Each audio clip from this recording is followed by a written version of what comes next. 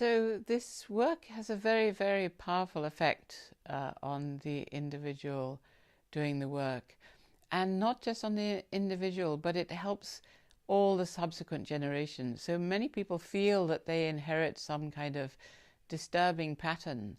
They feel in some way disturbed, and they feel that it isn't just them that's disturbed. They feel that there's something coming down through their mother's line or their father's line or whatever it happens to be.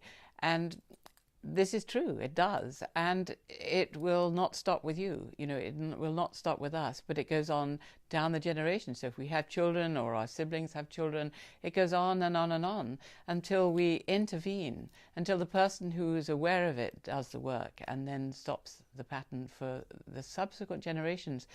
So it's very important to do this for your children if you have them, or your descendants. And I have miraculous effects. Other members of the family will phone in at the time we're working and say, what's going on? Extraordinary things. I had somebody recently where two siblings had not come around the grave of a dead sibling. And then while we were working, they sent a picture of the ceremony they did together. They'd come together for the first time for 50 years. And then another situation where somebody came back on the second day of a weekend of this work and said, you're not going to believe this, but while we were working, my mother said that she had hadn't communicated between her brothers and sisters, of whom there were 6, for 25 years. There'd been no communication at all. And while we were working, they all telephoned. So people come back, the next day if I'm doing this work in London, for example, or non-residentially, and they say, you're not going to believe this, but while we were working, I saw my sister and she was doing this, and somebody else had been working, and their work had been very much around his sister, who was the vulnerable one. And that evening, the sister called and said, what were you doing? Because I was sitting opposite a friend at dinner, and she said, this was at 9 in the evening, while we were having dinner, she was watching me and said, what's happening? You're changing. You're becoming so much more radiant and beautiful. So this work changes family members while it's going on, and it can be completely transformative.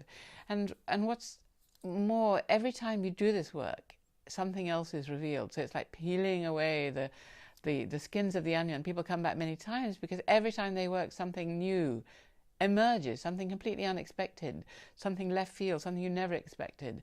Sometimes people come expecting to do this, and it's something completely different. But that has to happen before the other thing can happen. And every time you do it, something else miraculously comes up and shows itself and gets addressed and transformed. And so sometimes people use it as a kind of ongoing therapy, because when something comes up in their lives that they can't deal with, this work shows, throws light on it in such a way as and dissolves the patterns of dysfunction, and allows or removes all the obstructions. And that's another thing about the ancestors.